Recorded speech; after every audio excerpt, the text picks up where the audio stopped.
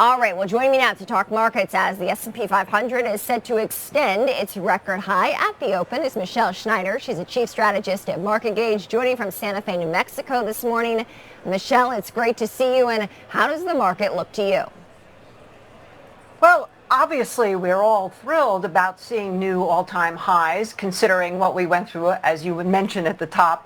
The first half of the year has been volatile at best. But I'm always in the wall of worry camp until certain things resolve, and that's what we're watching for. And I think the number one thing really would be the consumer and what happens in that sector, which is really far behind. Peaked in 2021, Kristen, number one. And number two is what happens with the dollar, because that, of course, is going to affect the consumer. We have this huge spread now between what's happening with growth and what's happening with small caps, retail, and transportation, which is the U.S.-centric focus of the U.S. economy. Yeah, I do want to talk about trade, Michelle, because we are seeing new deadlines set to take effect in early July at the same time that this tax cut and spending bill is making its way to the president's desk. How could that impact markets as we start the second half?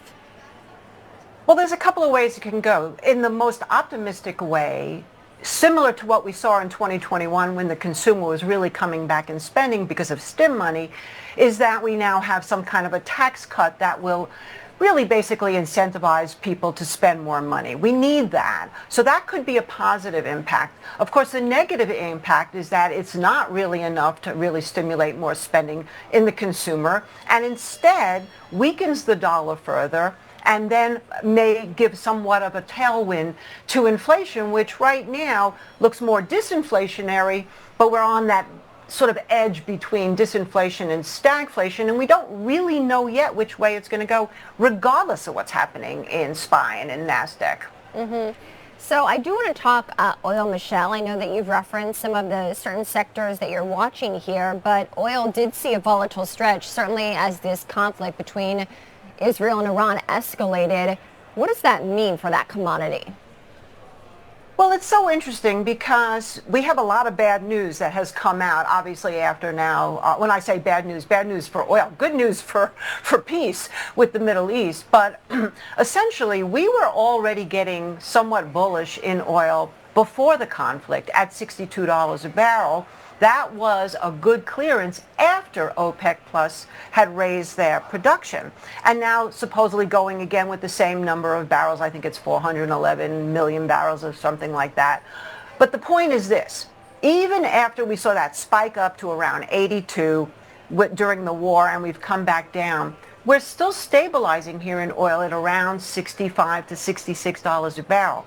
I would change my mind about any bullish potential under 64, and I would certainly be more interested in potentially looking at oil not only as an oil trade, but what impact it might have to what we were just talking about, stagflation or disinflation, if it can get back over, let's say, $68 a barrel. So we're in a range right now, but it certainly doesn't look too bad as long as it holds here. Yeah. Before we talk about some of your individual picks, I know some of them listed here at the stock exchange, like ELF, for instance, Michelle, I do want to ask about how the Fed factors into this. I know you've been mentioning inflation, disinflation, the potential for stagflation. What is the role of the Fed in terms of rate cuts that you think might be warranted? Well, again, you can make so many arguments one way or another. At new all-time highs in the indices, why would the Fed need to cut? With inflation coming down, though, it's possible that they should. So it goes back to what we originally talked about, Chrissy, which is the consumer. The only reason that I could see the Fed saying, oh, we need to stimulate the economy is because 70% of the GDP is the consumer sector, and they are still suffering, for lack of a better word, with these higher rates and now the dollar coming down. So we did see Michelle's feed there freeze just a little bit. Michelle, we're going to iron through those audio factors. So I do want to bring you in back here, Michelle, talk about some of your picks. I know ELF Beauty is one of them. What can you tell us that attracts you when it comes to ELF Beauty? Well, it's really a disruptor in terms of beauty in that they have had some really great strides in terms of being very diversified, very global, a good cheap line. It's recession proof because women especially will go out and buy makeup. It doesn't cost that much compared to, let's say, taking a vacation. And I do believe that they have a good solid business plan. They made a recent partnership with Bieber's wife. And so I think that I like e.l.f. It's again been climbing. I like it around this 120 to 127, which is where it's trading right now. I think it gets through there. I don't see any reason why this can't go up further. Yeah, it looks like Made in America on your list too. Michelle, wish we had more time as always, but thanks so much for getting up early and joining us this morning.